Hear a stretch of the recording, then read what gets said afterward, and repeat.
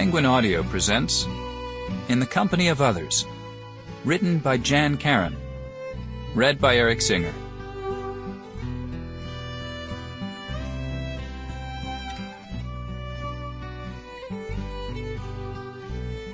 To the listeners of this work, I dedicate these words from the Kavanagh family crest. Síocháin agus fairsinge. Peace and plenty. Chapter 1. The beams of their hired car scarcely penetrated a summer twilight grown dark as pitch in the downpour. His wife's fear of being hemmed in was only slightly greater than his own. As the road narrowed to a lane the width of a sheep track, he took Cynthia's hand and peered out to sullen hedges pressing on either side. He was peevish at being crammed into a rain-hammered Volvo with a testy driver and a box of books which, for some bizarre reason, they had thought they couldn't live without. He closed his eyes, then thought it best to keep them open. He was a lousy traveller. Indeed, the aggravation of getting from Atlanta to Dublin had exceeded his worst expectations. Following a delay of 7 hours due to storms in the Atlanta area, the trip across the pond had been an unnerving piece of business which shortened his temper and swelled his feet to ridiculous proportions. Then on to a commuter flight to Sligo Airport at Strandhill, where, and this was the final straw, or so he hoped, they met the antiquated vehicle that would take them to the lodge on Lough Arrow.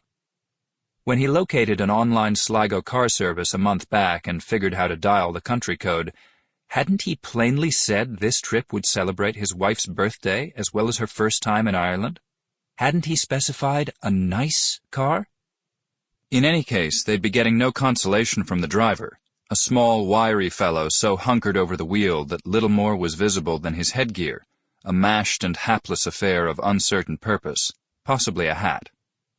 He had visited County Sligo as a bachelor 10 years ago, with his attorney cousin, Walter, and Walter's wife, Catherine. They had driven to and from the fishing lodge on this same road. In any weather, it was no place to meet oncoming vehicles. He unbuckled the seatbelt and leaned forward.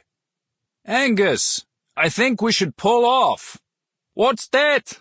"I think we should pull off," he shouted above the din of rain and wipers.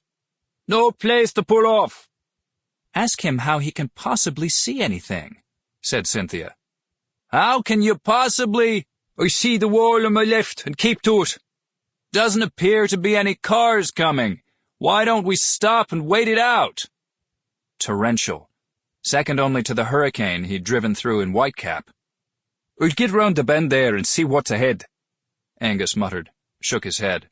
"Bleeding rain, and fog to bleeding boot."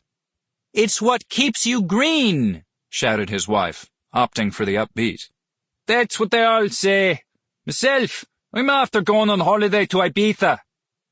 He sat back and tried to stuff his right foot into the shoe he'd removed on entering the car. "Timothy," said his wife, "if there's no place to pull off, what happens when people meet another vehicle?" "Someone has to back up. I never quite understood how that gets decided. Anyway, there'll be a pull-off along here somewhere. They seem to appear at very providential places." When he said he keeps to the wall, I realized those aren't hedges. There's stone under all those vines. He thought she looked mildly accusing, as if he'd neglected to pass along this wisdom. "Walls," reiterated Angus. "Landlord walls."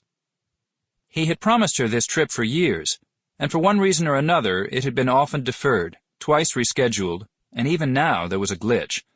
Last week, Walter and Catherine had been forced to postpone tomorrow's planned arrival in Sligo until 4 days hence. Walter's apologies were profuse.